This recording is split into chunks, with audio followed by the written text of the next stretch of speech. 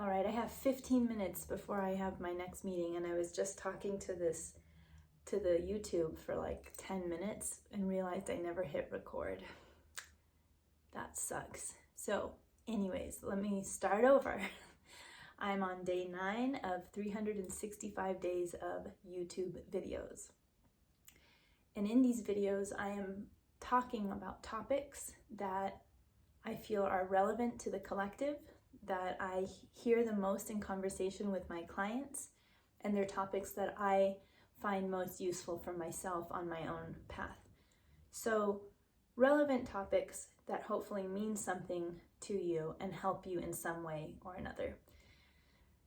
So, today's topic is on being responsible for your energy for your pets. Our pets are so tuned in to vibration. They are sensitive to the vibration of sound, and because everything is vibration, they are equally sensitive to the vibration of thoughts and feelings, emotions, moods, that kind of thing. So just the way some people are more sensitive to energy than others, it goes the same for pets. Except our pets are 10 times more sensitive than we are. Just, I'm saying 10 times, and I'm not literal. I don't know how much more sensitive they are than us, but a lot more. You can imagine that they are, because think of all the dogs that you know who are scared of fireworks or afraid of loud noises or get scared and jump when there's a sound. Not only are their ears sensitive to the vibration of sound, but their energetic body is sensitive and receptive to the vibration of the energy behind the sound, the vibration behind the sound. Well, like I said, thoughts have a vibration, and so do feelings, emotions, and emotions, thoughts, feelings, all that. They're all vibration. So have you ever started meditating and your cat comes to be a part of it?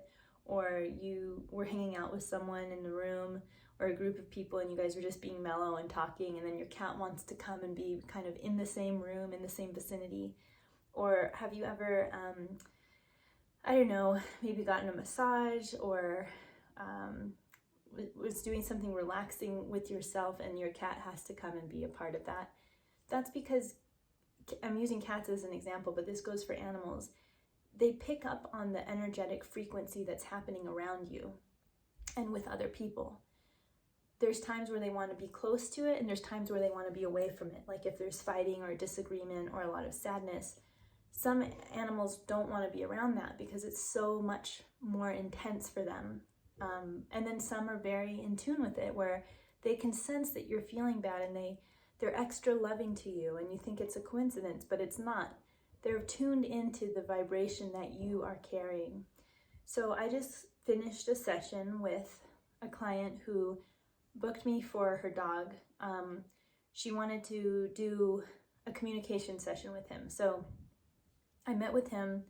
I had actually met with this client and her dog before, but it was for something else.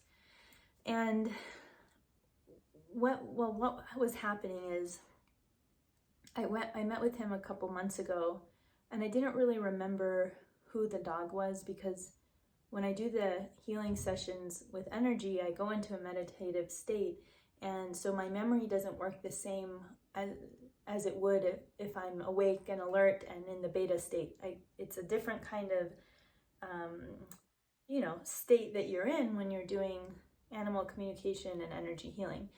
So I wasn't exactly sure if I could remember who the dog was, but when I went into the session today, I recognized the guide that showed up, who is on the spiritual support team of this dog, was very memorable.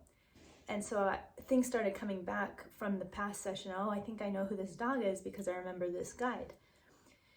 Well, when we met the first time, the owner was concerned about some of the behavior of the dog and just wanted to make sure that he was doing okay. And so we did an energy healing and communication. This time it was an emergency session because he is going to have a biopsy tomorrow, and she wanted to make sure that he understood that he's going to the vet, and to talk about that process and why he's going. Well, when I brought up the vet, the dog was very, very scared. And the guide explained to me that this dog is picking up on the vibration of the owner's voice and energy when she says everything's going to be okay to her pet and that it's going to be fine. But he could sense that she didn't believe that.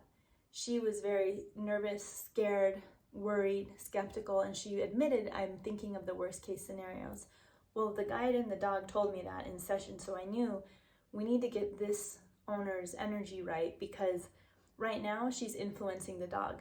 And that's really common for people and their pets. I've worked with people who are carrying a trauma, an illness, or a thought pattern, and the animal takes it on, because the animals are so enmeshed with your energy.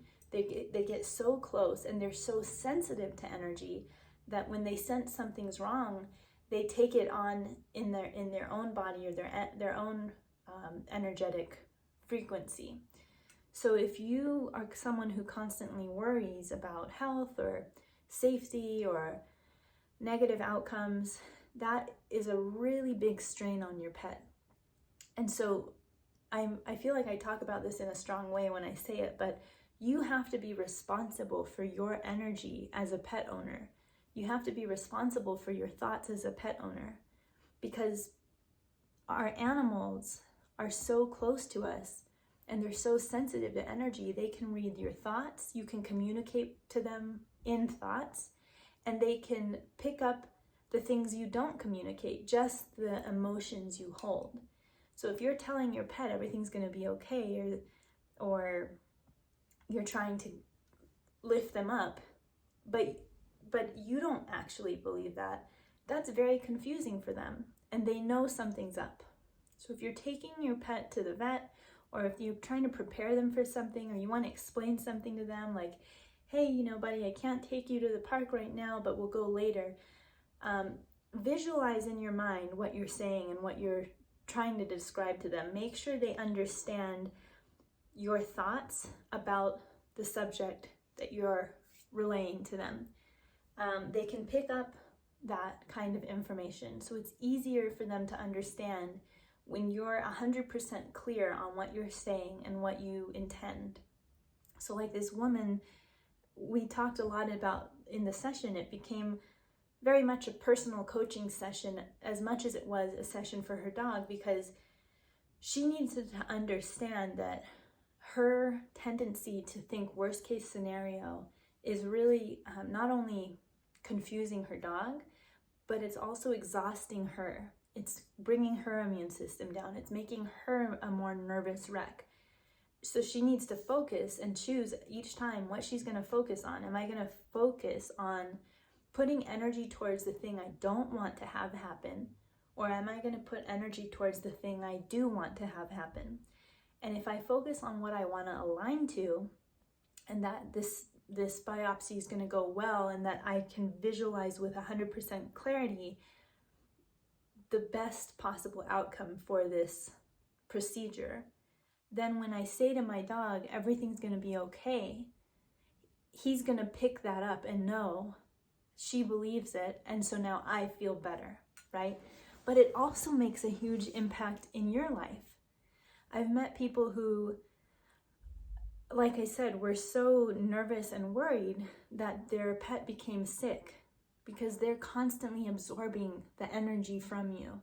And it doesn't mean you have to be up all the time and fake it, but do what's best for your own health too. Is it best for you to worry and to be trapped in emotions that are limiting you? Is it best for you to suffer with sadness instead of feeling the sadness, really accepting it and going into it and then letting it move through you? Is that better? Or is it better to take responsibility for your emotions? It makes you an empowered person, but it also affects your pets. So that's that's the meat of what I wanted to talk about today. Let me think, how am I on time? I have 4 more minutes before my meeting. Yeah, so I guess all in all,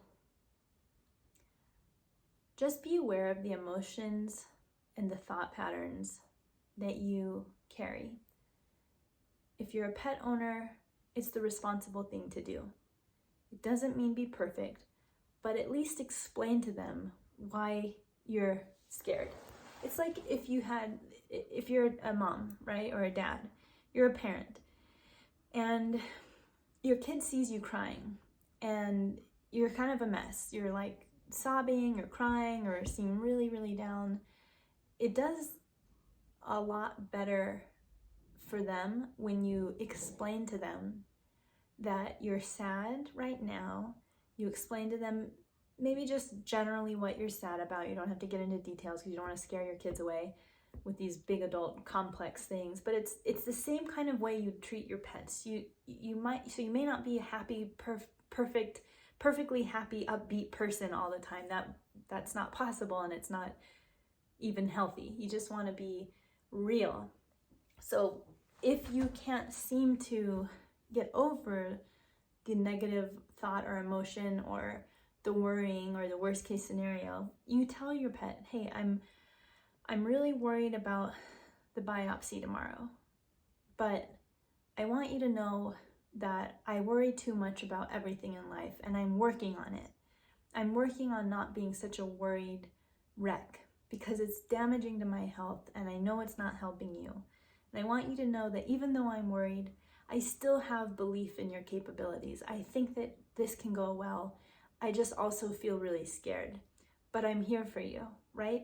And if you picture what you're saying to your animal and you send those thoughts and that conversation to them in a really clear way, it'll settle them a lot more than if they don't understand what's wrong or why you're lying to them. Why are you saying everything's going to be okay, but the energy that you're carrying says otherwise? Just explain to them the best you can, the way you would with a kid. You don't want them to see mom crying at the kitchen table and they have no idea what's going on. You want to at least show them something, like give them some comfort. Mommy's sad right now. She had a hard day. She's going through a lot, but she's going to get through this. It's going to be okay.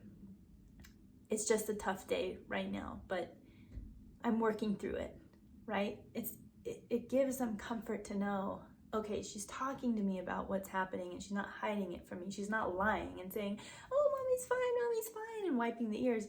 That's not true. So the kid is as sensitive as animals because kids don't have a sense of language developed yet. They're still learning language. So they really rely on emotions and feelings and observations. It's the same as pets, but pets are like more than that because they still don't have language. They're not going to replace their language of energy with the language, like the verbal language down the road, like a child is. Animals only have vibration and energy and sensing. That's how they speak. So use their language and relate to them the things you want to relate to them. And it'll not only empower you to be more aware of your energy and your emotions and thoughts, it'll not only improve your quality of life in a personal level, but it'll also make you a better pet owner, and they'll benefit from that. All right, that's all my time. I'll see you guys tomorrow.